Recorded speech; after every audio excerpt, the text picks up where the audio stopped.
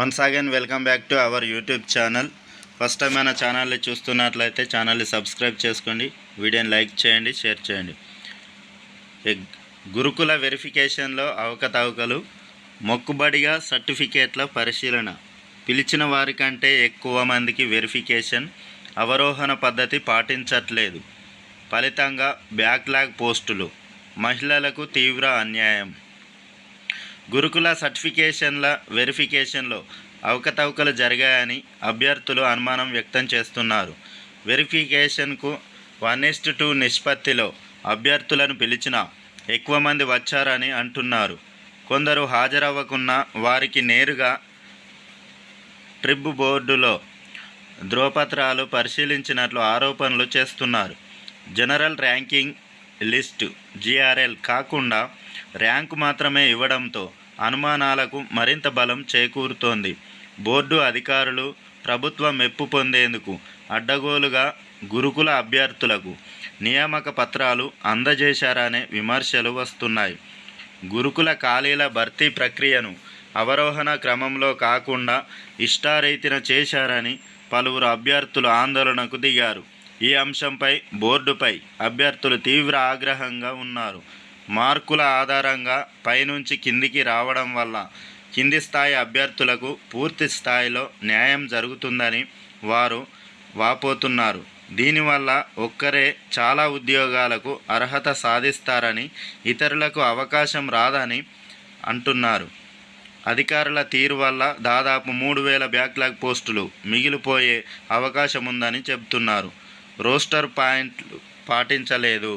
ఎంపిక ప్రక్రియలో రోస్టర్ను కూడా పాటించలేదని పలువురు అభ్యర్థులు చెబుతున్నారు. వెరిఫికేషన్కు రాని వారిని కూడా బోర్డుకు పిలిచారని, వారికి ఉద్యోగాలు కూడా వచ్చాయని చెబుతున్నారు. DL, JL, PGT మూడింటికి ఒక్కటే పేపర్ అని, కానీ ఎగ్జామ్ ఫీజు మాత్రం వేరువేరుగా కట్టించుకున్నారని చెప్పుకొచ్చారు. మహిళలకు 33% రిజర్వేషన్, సమాంతర రిజర్వేషన్ కూడా ఇచ్చారో లేదోనని మహిళా అభ్యర్థులు ఆరోపించారు. పూర్తి వివరాలు లేవు. అపాయింట్మెంట్ లెటర్లు అందుకున్న పలువురిలోనూ పలు అనుమానాలు వ్యక్తమవుతున్నాయి.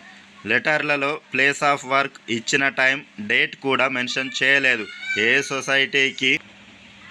ఏ సొసైటీకి అలాట్ చేశారనేది మాత్రమే అందులో ఉందని, ఇది డమ్మీ లెటర్ అని చెబుతున్నారు. పూర్తి స్థాయిలో మళ్ళీ ఇస్తారనే టాక్ వినిపిస్తోంది.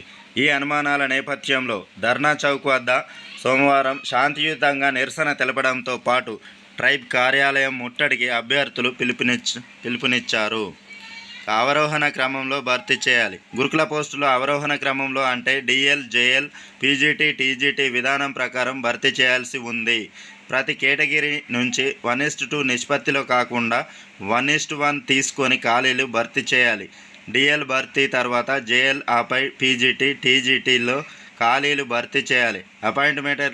అపాయింట్మెంట్ లెటర్లలో పూర్తిస్థాయి వివరాలు లేవని, దీనిపై బోర్డు క్లారిటీ ఇవ్వాలని, నిరుద్యోగులకు న్యాయం చేయాలని అభ్యర్థులు ఆరోపిస్తున్నారు.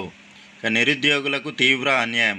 గురుకుల అధికారుల తీరుతో నిరుద్యోగులకు తీవ్ర అన్యాయం జరిగింది. ఎంపికైన వారి నుంచి ముందుగానే రీలింక్విష్ కాపీ తీసుకొని భర్తీ చేస్తే కింది స్థాయి వరకు చాలామందికి ఉద్యోగాలు వచ్చేవి. కానీ ఇప్పుడు ఒక్కరే 2-3 పోస్టులకు ఎంపికయ్యారు. దీనివల్ల బ్యాక్లాగ్ పోస్టులుగా అవి ఉండిపోతాయి. ఆ పరిస్థితి రాకుండా చర్యలు తీసుకోవాలి. గురుకులాల్లో మహిళా గురుకులాలే ఎక్కువ. మహిళలకు అన్యాయం జరగకుండా రిజర్వేషన్ల ప్రకారం భర్తీ చేయాలని అభ్యర్థులు అంటున్నారు. Okay, thanks for watching. Please subscribe my channel. Thank you.